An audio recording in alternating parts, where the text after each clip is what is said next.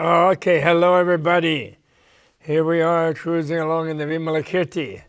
And we've reached chapter 7 in the electronic version, on 84,000. Chapter 8 in my original publication, Penn State Press publication, and whichever one you have. And chapter 7 in the new version that scholars did. And it's called The Family of the Tathagatas, although what I thought was quite interesting is that they call it lineage instead of family. But in a way they are not wrong. Rik, it is, Rik, and which can translate Kula and can translate Gotra. And Gotra is actually more like a clan. So family is a little misleading. My own translation, it's Rik in Tibetan can go all these different ways. But Gotra connects like a gens in Latin, like a gene, like a tribe of the Tathagata tribe, Tathagata clan. So I don't know what to say. I think I will switch maybe to the Tathagata clan. One hates the word clan in English anyway because of the Ku Klux. But it is a one-syllable word, not three like family. So it has something to say for it. Okay, then the Crown Prince. So then we begin with this. And we just did the wonderful goddess one. A little bit of feminism and matriarchy there, where the mother of all Buddhas, Prajna Paramita, as a goddess, Shariputra gave him some education, which he had a little problem with, of course. And wonderful dialogue that they had, not to mention the inconceivable liberation. And now in the family, in the Gotra, Tathagata Gotra, which is sort of, the Gotra connects a little bit to the idea of Buddha nature, Tathagata Garbha, which means womb. Because, family, clan, and womb, and fetus, and gene, all these terms connected to Latin. Gene connects to Latin gens, that is what marks a clan, the shared genes of a clan of people. So anyway, then the crown, so let's just read it, and then I'll think of things as we go along. And I remember when translating this, is this shocking thing, which has to do with this misunderstanding in Buddhist ethics, about Buddhist ethics, that Buddhists don't care about the difference between good and bad. And of course they do, because it is the good. Everything is ultimately the good, they believe. And therefore, those who are deprived of that and who do bad things and feel bad, rather than enjoy being just one with the good, which is blissful and happiness, those beings, that they do that is bad for them. Ultimately, they can't make the good bad, but they can suffer and make themselves bad. And so there is a difference, actually. But on the other hand, Bodhisattva doesn't not care about the bad or condemn them, tries to just move them toward the goods for their own good and for their own joy and benefit and happiness. So it's that subtlety and that nuance made many people with a kind of ethnocentric or religiocentric chauvinist idea that anybody other than a Christian or anybody other than a Muslim or anybody other than a Jew or anybody other than a Hindu would be bad, And so they said, Buddhists don't care about good and bad. They just think the whole world is bad and they have to just get out of it. And they think that getting out of it was like a nihilistic thing. I know people who love Buddhist people that they know and like them, and then they lament that unfortunately all they can think of is annihilating themselves, their nice Buddhist friends, because they think nirvana is an annihilation. Of course, the dualistic Theravada Buddhists are happy to be annihilated because they think everything is suffering. So in a way, they give them reason for that suspicion. But the fact is, nirvana is joy. It's wonderful. And it's not, and you don't even have to leave anybody behind. Actually, and the illusion that you might do it by leaving people behind is itself a last trap of dualism. Okay? Because Buddha and Bodhisattvas don't leave anybody behind. So now we're talking about the clan of the Tathagatas, family of the Tathagatas. So then the Crown Prince Manjushri said to the Lichavi Vimalakirti, "Noble sir, how does the Bodhisattva follow the way to attain the qualities of the Buddha?" And qualities are excellences of the Buddha, I think. Quality, guna, can mean quality, but does mean quality, but it's very much used to mean excellent quality in this kind of case. So one might as well translate it as excellence, because when normally anything with qualities, there are good qualities and bad qualities, and Buddha has no bad qualities. So, but people who don't know that, when they say qualities, they feel it's kind of vague. If you say the excellences of the Buddha, that's more like it. That's what is meant by guna, Buddha guna. Vimalakirti replied, "Manjushri, when the Bodhisattva follows the wrong way, she follows the way to attain the qualities of the Buddha, the excellences of the Buddha." Manjushri continued, "How does the Bodhisattva follow the wrong way?"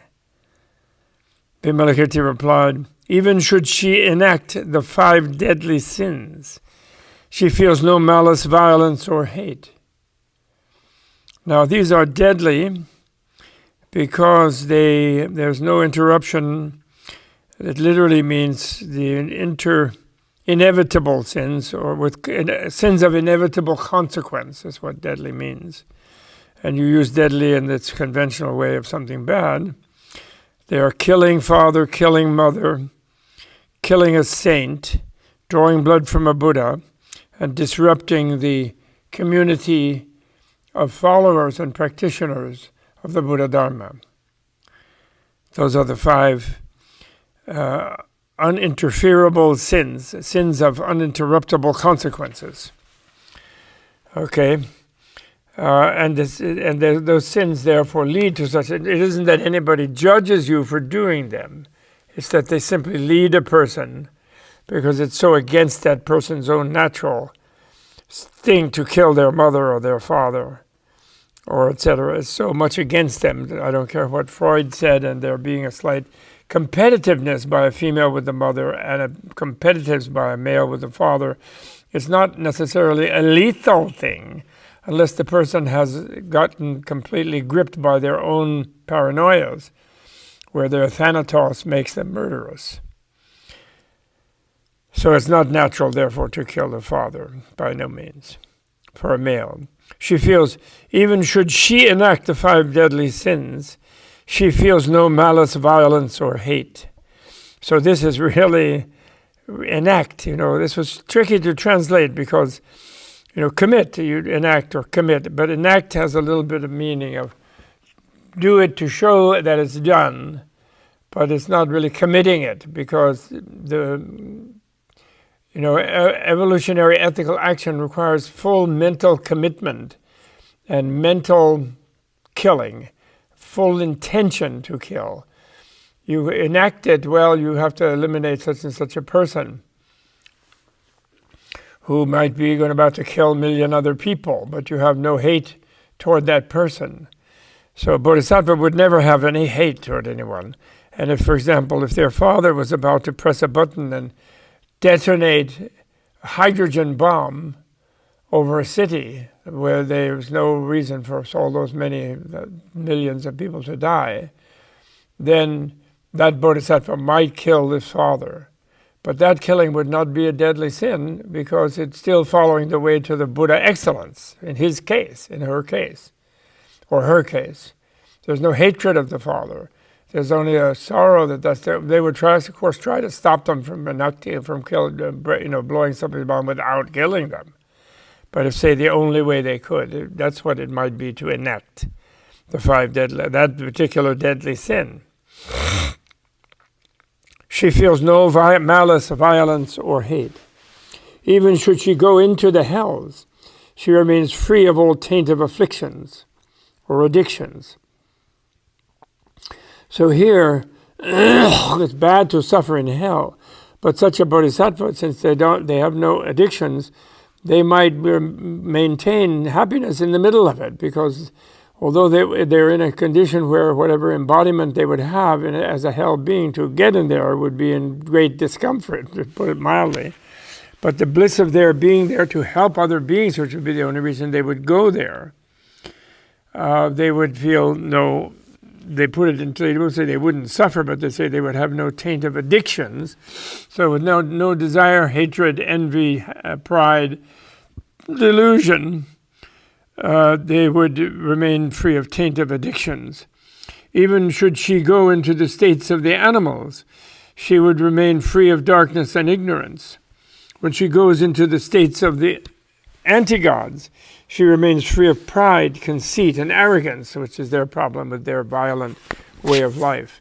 When she goes into the realm of the Lord of Death, Yama, which is like the underworld, almost like a doorway to hell, she accumulates the stores of merit and wisdom in his presence. When she goes into the states of motionlessness and immateriality, she does not dissolve therein, meaning when she reaches through yoga,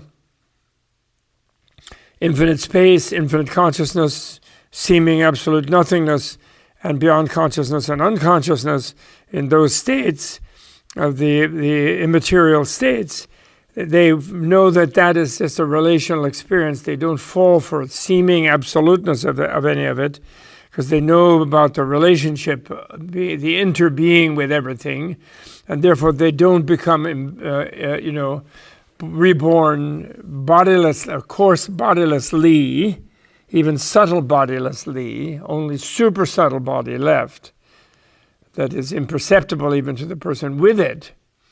So they wouldn't become a god of the formless realm, which is an unfortunate place to be, even though it seems to be higher than all the heavens. It leads to complete stupidity of being just lost there, almost like annihilated. And that then leads you to animal rebirth. So she would never do that, such a bodhisattva. She may follow the ways of desire, yet she stays free of attachment to the enjoyments of desire. So she may be a courtesan, she may be a gambler, she may be a gigolo, but she would be giving away whatever pleasure she had while being carried by it, and therefore would not be attached to it, and therefore wouldn't leave a nirvanic way of being like that. She may follow the ways of hatred, yet she feels no anger to any living being. So the ways of hatred following, meaning showing ferocity.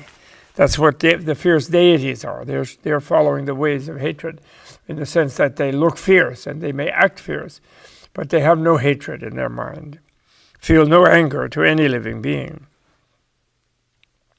She may follow the ways of folly, yet she is ever conscious with the wisdom of firm understanding. So she acts like ignorant and stupid to get along with people who are ignorant and stupid, just following the ways of that.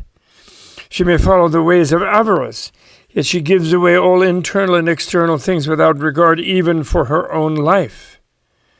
So she's acting like a miser, but actually is incredibly generous, he's saying. She may follow the ways of immorality, yet, seeing the horror of even the slightest transgressions, she lives by the ascetic practices and austerities. So she knows absolutely that ethical action is evolutionary action, and would therefore never, and she realized that any kind of transgression of all the ethical principles, killing, lying, being greedy, being hateful, being fanatical, and so forth, and would never would be restrained in that, would be refraining from that, would not internally and intentionally do anything, just would show that behavior for another kind of reason, to help anybody. She may follow the ways of wickedness and anger, yet she remains utterly free of malice and lives by love. She may follow the ways of laziness, yet her efforts are uninterrupted as she strives in the cultivation of roots of virtue. She may follow the ways of sensuous distraction, yet naturally concentrated, her contemplation is not dissipated. She may follow the ways of false wisdom, yet, having reached the transcendence of wisdom, she is expert in all mundane and transcendental sciences. She may show the ways of sophistry and contention, yet she is always conscious of ultimate meanings and has perfected the use of liberative arts. She may show the ways of pride, yet she serves as a bridge and a ladder for all people. She may show, because she really has a sense of equality with them, in fact. She may show the ways of the passions, yet she is utterly dispassionate and naturally pure. She may follow the ways of the maras, even the devils, yet she does not really accept their authority in regard to her knowledge of the qualities of Buddha, the excellences of the Buddha. She may follow the ways of the disciples, yet she lets living beings hear the teachings they have not heard before, namely non-duality, hints them even in the context of teaching Theravada for the overly sensitive who would misunderstand non-duality. But still, she lets them hear the teachings they have not heard before, little hints of non-duality. She may follow the ways of the solitary sages, the 12 links and living alone and being dualistic. Yet she is inspired with great compassion in order to develop all living beings. So she still is there for others as a solitary sage, Theravada follower, in a way, at least seemingly. She may follow the ways of the poor, yet she holds in Sher's hand a jewel of inexhaustible wealth. She may follow the ways of cripples, yet she is beautiful and well adorned with the auspicious signs and marks, the 32 and 80 signs and marks, which is in everybody's chromosomes. I think we will connect it through inner neuroscience with the genetic code, these 32 signs and marks, showing that all beings have inchoate versions of these 112 signs. I don't know about the numbers exactly. She may follow the ways of those of lowly birth, yet through Sher's, I'm going to say Sher's instead of hers or his, through Sher's accumulation of the stores of merit and wisdom, she is born in the family of the Tathagatas. She may follow the ways of the weak, the ugly, and the wretched, yet she is beautiful to look upon, and Sher's body is like that of Narayana. That's a form of Vishnu, who has super strength. She may manifest to living beings the ways of the sick and the unhappy, yet she has entirely conquered and transcended the fear of death. She may follow the ways of the rich, yet she is without acquisitiveness and often reflects upon the notion of impermanence, therefore not much attached. She may show herself engaged in dancing with harem girls, yet she cleaves to solitude, having crossed a swamp of desire, swamp of lust. Sometimes we should use lust. She follows the ways of the dumb and the incoherent, yet, having acquired the power of incantations, she is adorned with a varied eloquence. She follows the ways of the outsiders without ever becoming an outsider. She follows the ways of all the world, yet she reverses all states of existence. She follows the ways of liberation without ever abandoning the progress of the world. Manjushri, thus does the Bodhisattva follow the wrong ways, thereby following the way to the excellences of the Buddha. Then the Lichavi Vimalakirti said to the Crown Prince Manjushri, Manjushri, what is the clan of the Tathagatas? Gotra can also mean gene, the gene of the Tathagatas also. Manjushri replied, noble sir, this is really deep.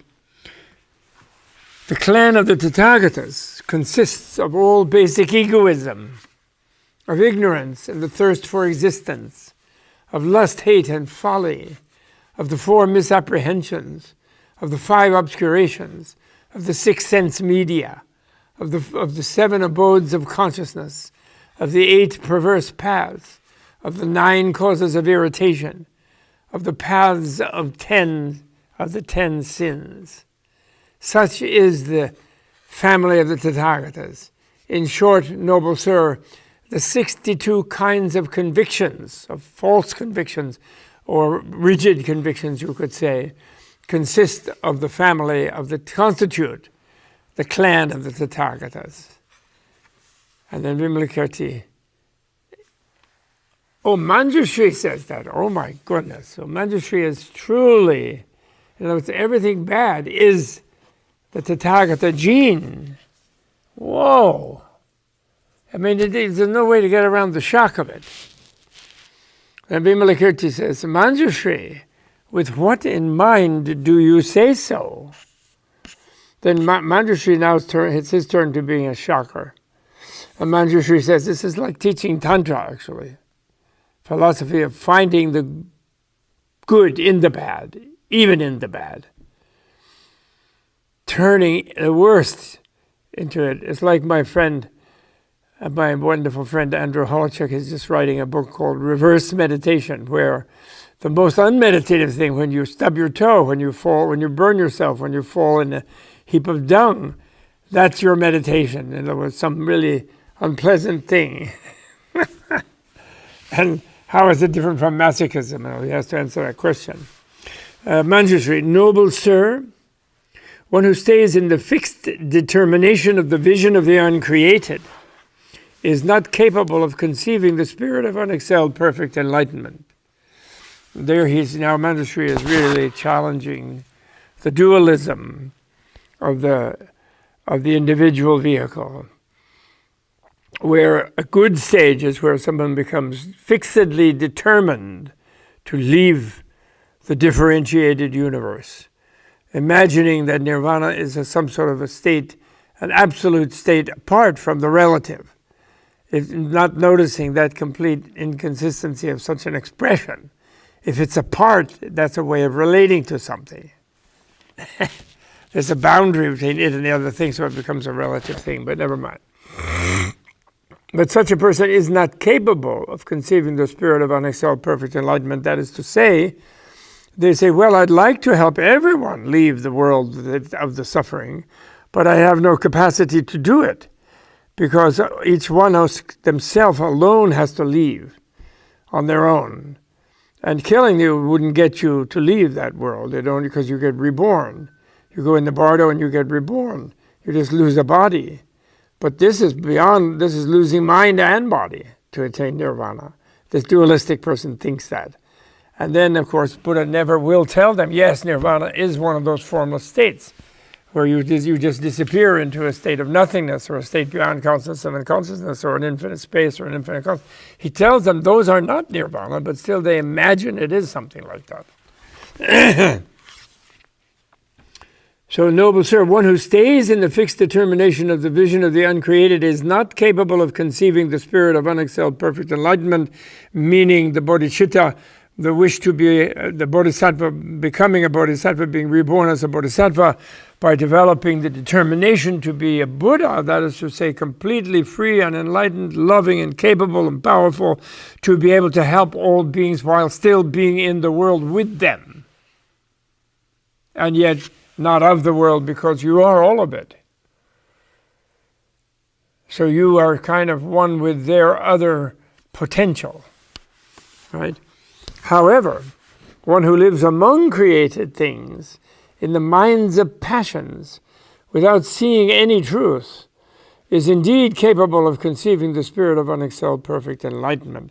So that being who's purely interrelational, who interbees with all the beings, but who yet knows there's a way of interbeing that is so total, that of a Buddha, that you're like beyond and in at the same time. You can carry the cognitive dissonance of being beyond the world and in the world at the same time.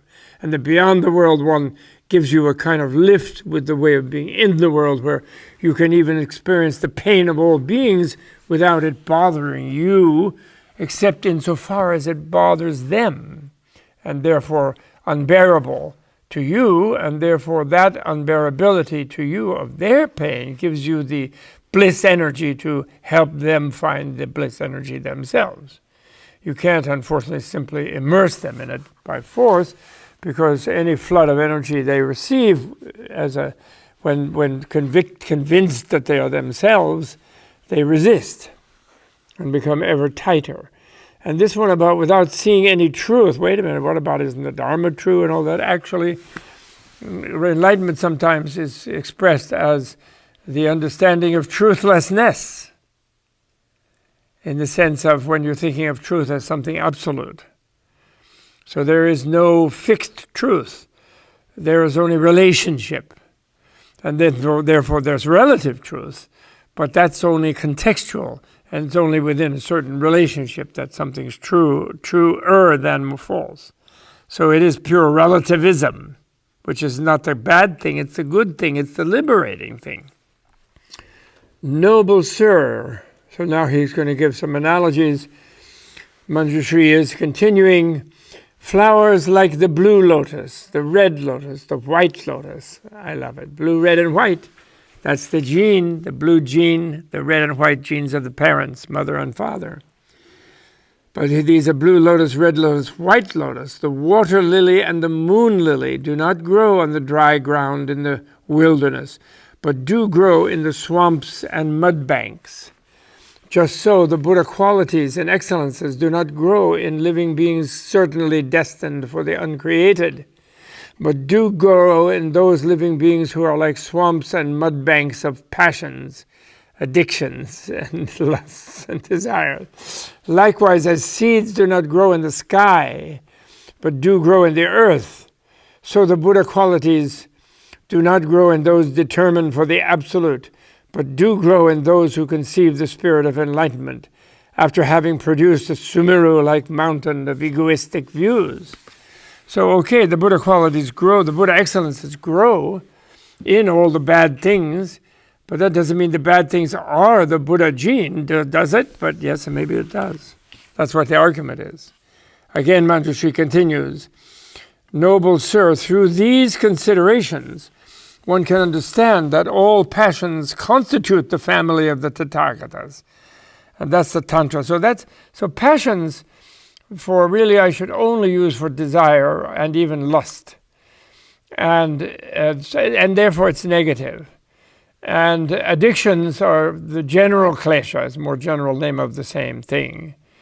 And then the sort of positive energy of where that energy is shifted from being addiction to being a positive, compassionate energy, passion as part of compassion, passion with others, feeling their feelings with them, then will work out. So it's not that bad, the use of compassion, of passion in this way.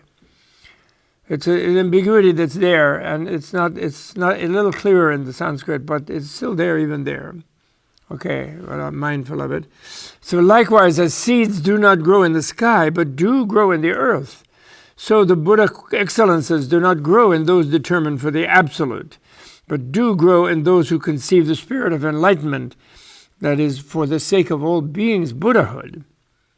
I will get. They become determined about that. After having produced a Sumeru-like mountain of egoistic views, that is a planet full of egoistic views. I love that.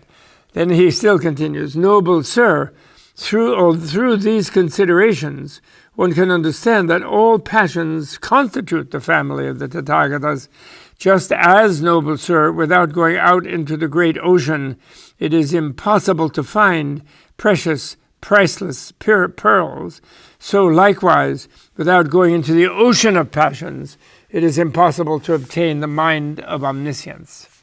Wonderful. So then, and Vimalakirti just likes it, so Manjushri really is agreeing totally 100% with Vimalakirti. Then the elder Kashyapa, Mahakashyapa, applauded the Crown Prince Manjushri. Good, excellent, excellent, Manjushri. This is indeed well spoken. This is right. The passions do indeed constitute the family of the Tathagatas. How can such as we, so here he celebrates the Mahayana, the non-duality, even in the Tantric, the normally esoteric version of it, where the paradox, the dichotomy, is not really reconciled, but it's really held in balance. It's reconciled by being both sides held in balance, rather than collapse into a central point or something. But then he re-identifies himself, unfortunately, as an individual vehicle rider. How can such as we, the disciples, conceive the spirit of enlightenment or become fully enlightened in regard to the excellences of the Buddha? Only those guilty of the 5 deadly sins can conceive the spirit of enlightenment and can attain Buddhahood, which is the full accomplishment of the excellences of the Buddha. And he continues, just as the 5 desire objects have no impression or effect on those bereft of faculties, in the same way all the qualities, all the excellences of the Buddha have no impression or effect on the disciples, who have abandoned all adherences. Thus the disciples can never appreciate those qualities. So he feels like that. So we should take him seriously. It's really interesting. It's like he has attained a degree of rising above addictions, so that he's sort of suppressed the passion energy of his embodiment. The energies of them. He has scoured out the unconscious and gotten to a place almost completely free of it, and yet still connected. And so then, being knowing that he's still connected, he knows that he will not be completely free until he can be free of all the passions in the midst of the passions, meaning in the interconnection and interbeing with all even suffering beings. He cannot be utterly free until he has the opposite of that, in a way. He's in the midst of all that. And yet he feels so disconnected from them by the type of nirvana, individual nirvana simulation he has achieved, that he feels kind of dispirited. He doesn't have that energy to move ahead. That's amazing. And it's a real thing. And actually, according to the Mahayana kind of cosmology and psychology, he will become a perfect Buddha, as will all arhats, because they're caught in the thing. They don't want to disrespect the nirvana or the enlightenment of the dualistic, individual vehicle practitioner, either solitary sage, solitary Buddha, or disciple, arhat. And yet they want them to have a path to Buddhahood. So what they do is they stay in a plane in the Brahma heaven, and there's a special long, slow sort of re-simulating their passions, whereby they then can become initiated in the mandala and find their kind of lusty life energy, because they've become too, it's become too diaphanous, too attenuated for them to move with any speed. So it takes aeons, is the idea. So therefore, these are, of course, always this kind of idea is not an absolute idea. Remember, all descriptions of relative processes are only relative. That's a Buddhist law of interpretation, hermeneutical law. So this is just taught with a view to getting people who get onto the meditation wagon toward a state of real passionlessness and attenuation of their unconscious, without having fully scoured out the unconscious, to restrain that and do what Vimalakirti, what is called in another part of the sutra, to not attain cessation of sensation and ideation at the wrong time. Okay? So in other words, get to where you can kind of see it, and then don't just don't let some last little vestige of unconscious absolutism let you fling yourself into it to a depth where you so much attenuate your connection to your life energy. You become so semi-disembodied, you could say. That's so fascinating. Who have abandoned all adherences, thus the disciples can never appreciate those excellences. Therefore, Manjushri, the ordinary individual is grateful to the Tathagata, but the disciples are not grateful. Why? The ordinary individuals, upon learning of the virtues of the Buddha, conceive the spirit of unexcelled perfect enlightenment in order to ensure the uninterrupted continuity of the heritage of the three jewels. But the disciples, although they may hear of the excellences, powers, and fearlessnesses of the Buddha until the end of their days, are not capable of conceiving the spirit of unexcelled perfect enlightenment. So Mahakashyapa he's very deep and wide. He's a great teacher also, but he is kind of clinging, it seems, to his identity as an individual vehicle, practitioner, and realized one, arhat, saint, instead of dropping out and coming back into finding his, like Vimalakirti challenged Shariputra early on.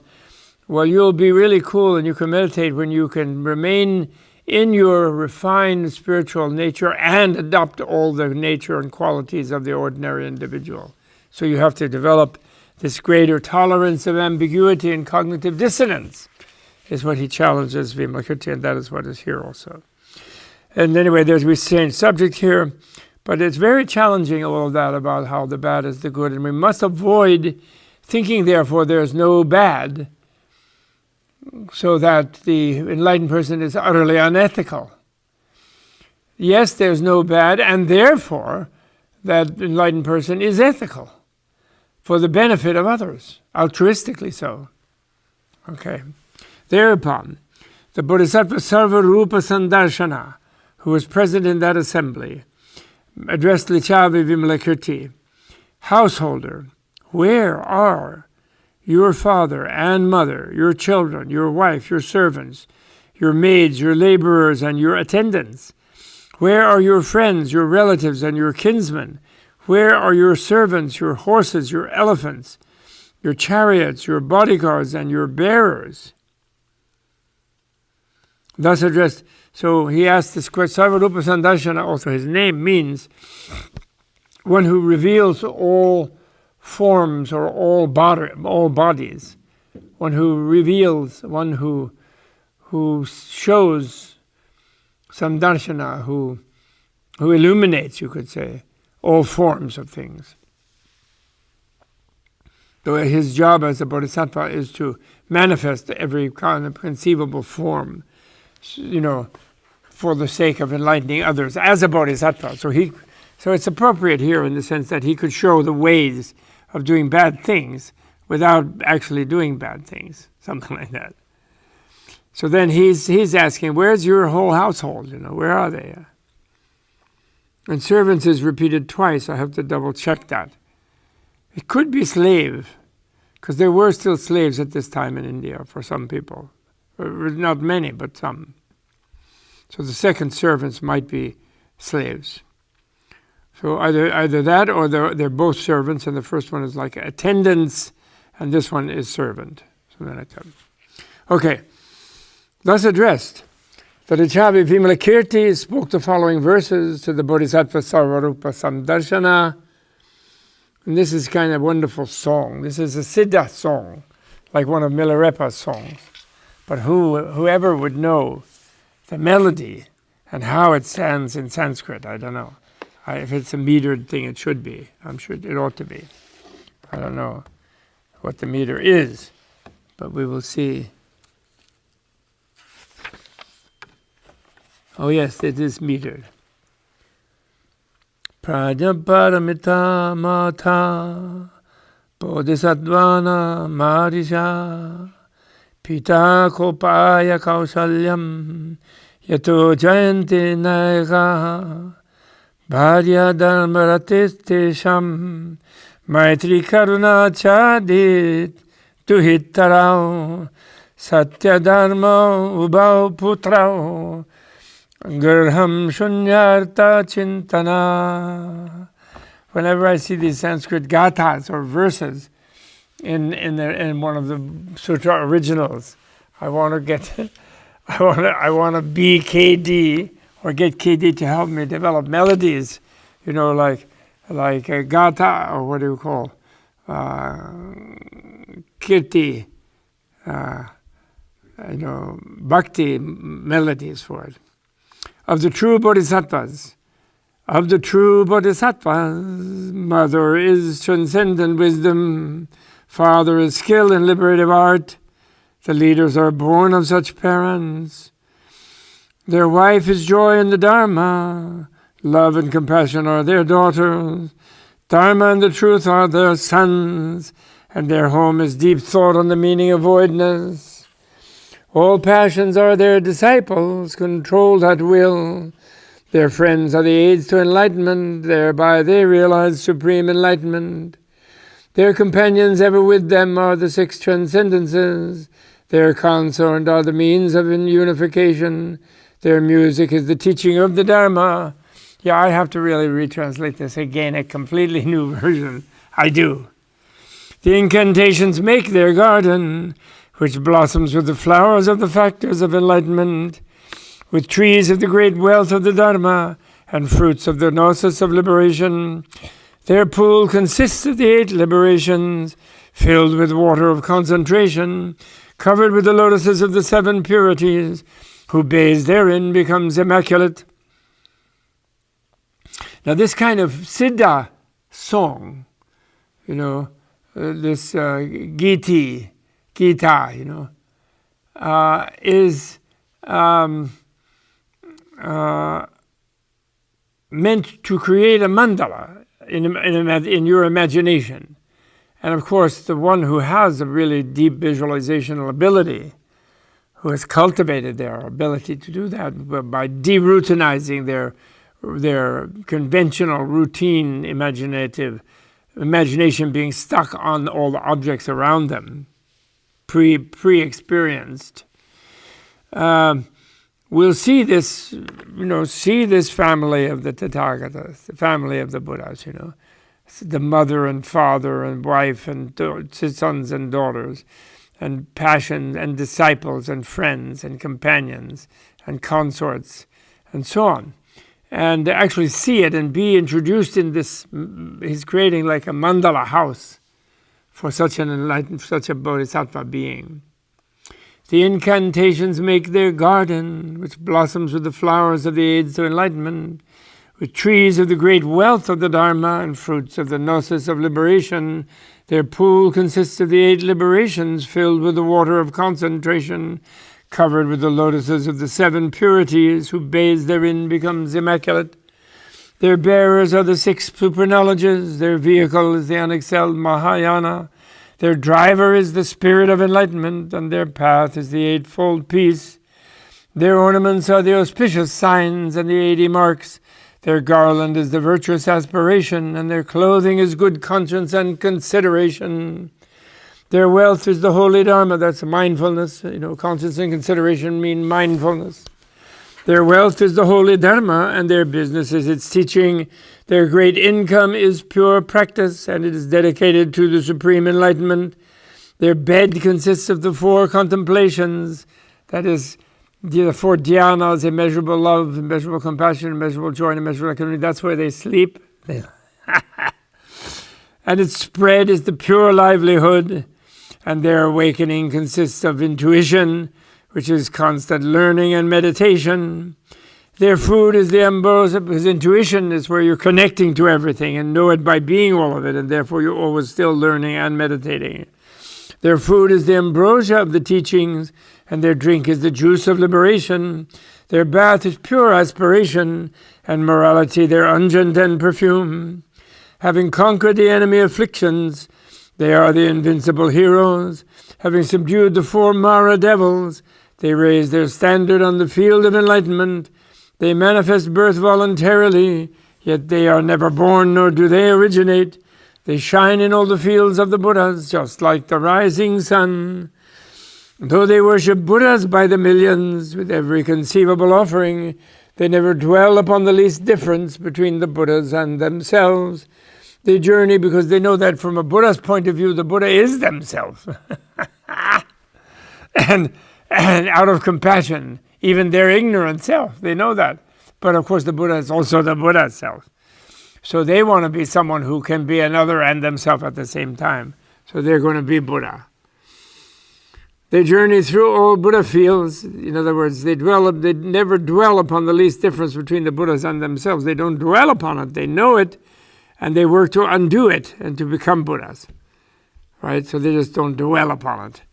They journey through, that's similar to the Zen thing. If you meet a Buddha in the road, kill him or her. Doesn't mean harm anybody. It means don't project that that's the Buddha, not me. They journey through all Buddha fields in order to bring benefit to living beings, yet they see those fields as just like empty space, free of any conceptual notion of living being. The fearless Bodhisattva can manifest all in a single instant their forms, sounds, and manners of behavior of all living beings. So the fearless Bodhisattva can manifest the forms, sounds, and manners of behavior of all living beings, all in a single instant. Though they recognize the deeds of Mara devils, they can get along even with these Maras, for even such activities may be manifested by those perfecting in liberative art. They can be devilish, in other words. They play with illusory manifestations in order to develop living beings, showing themselves to be old or sick, and even manifesting their own deaths. They demonstrate the burning of the earth in the consuming flames of the world's end, in order to demonstrate impermanence in living beings convinced about permanence. Of course, you're burning them up to convince them, to demonstrate to them. But they carry that, and they forget it by dying. But then they carry that subliminal memory in their unconscious into the next life and makes them more easily oriented to impermanence. In that way demonstrating. To living beings convinced about permanence, some really hard cases were stuck on permanence. Invited by hundreds of thousands of living beings, all in the same country, they partake of offerings at the homes of all, and dedicate all for the sake of enlightenment. They excel in all esoteric sciences and in the many different crafts, and they bring forth the happiness of all those living beings. By devoting themselves as monks to all the strange sects of the world, they develop all those beings who have attached themselves to dogmatic views. They may become suns or moons or planets, Indras, Brahmas, or lords of creatures. They may become fire or water or earth or wind. They do, in fact. During the short aeons of maladies, they become the best holy medicine. They make beings well and happy and bring about their liberation. During the short aeons of famine, they become food and drink. Having first alleviated thirst and hunger, they teach the Dharma to living beings. During the short aeons of swords, they meditate on love, introducing to non-violence hundreds of millions of living beings. In the middle of great battles, they remain impartial to both sides. For bodhisattvas of great strength delight in reconciliation of conflict. In order to help living beings, they voluntarily descend into the hells which are attached to all the inconceivable Buddha fields. They manifest their lives in all the species of animal kingdoms, teaching the Dharma everywhere. Thus they are called leaders. They display sensual enjoyment to the worldlings and trances to the meditative. They completely conquer the Mara devils and allow them no chance to prevail. Just as displaying a lotus amidst the fire is miraculous, so they display the miracles of both pleasures and trances. They intentionally become courtesans in order to win men over, and having caught them with the hook of desire, they establish them in the Buddha intuition. In order to develop living beings, they always become chieftains, captains, priests, and ministers, or even prime ministers. For the sake of the poor, they become inexhaustible treasures, causing those to whom they give their gifts to conceive the spirit of enlightenment. They become invincible champions for the sake of the proud and the vain, and having conquered all their pride, they start them on the quest for enlightenment. They always stand at the head of those terrified with fright, and having bestowed fearlessness upon them, they develop them toward enlightenment. They become great holy men with the super knowledges and pure continence, and thus induce living beings to the morality of tolerance, gentleness, and discipline. Here in the world, they fearlessly behold those who are masters to be served, and they become their servants or even slaves, or serve as their disciples. Well trained in liberative art, they demonstrate all activities, whichever possibly may be a method to make beings delight in the Dharma. Their practices are infinite and their spheres of influence are infinite. Having perfected an infinite wisdom, they liberate an infinity of living beings. Even for the Buddhas themselves, during 1,000,000 aeons, or even 100,000,000 aeons, it would be hard to express all their virtues, except for some inferior living beings without any intelligence at all. Is there anyone with any discernment who, having heard this teaching, would not wish for the supreme enlightenment? End of chapter. So after that wonderful chapter of shocking news, having to be understood carefully and translated carefully with nuance, because it is truly the reconciliation of dichotomies, reconciliation in the terms of embracing the complexity of a dichotomy and holding both sides together in the variety of contexts in which anything is holdable in the illusory conventional world of relativity, which is nothing but the actual world of freedom. So we dedicate the merit to not being those beings of those inferior beings without any intelligence at all. Is there anyone with any discernment who, having heard this teaching, would not wish for the supreme enlightenment? So that song, for one who is truly a connoisseur of poetry, should be a visioning of a mandala of perfect love and compassion and goodness in the universe. It really should. So we dedicate the merit of this reading this chapter and commenting upon it to quickly becoming a Buddha like Vimalakirti as a Siddha, or like Shakyamuni as a supreme emanation body, a Siddha as a birth or an incarnate emanation body, and Manjushri as a Buddha who does the artistry of being a bodhisattva. May we quickly become like that in order to make all beings equal to us, the same as like that.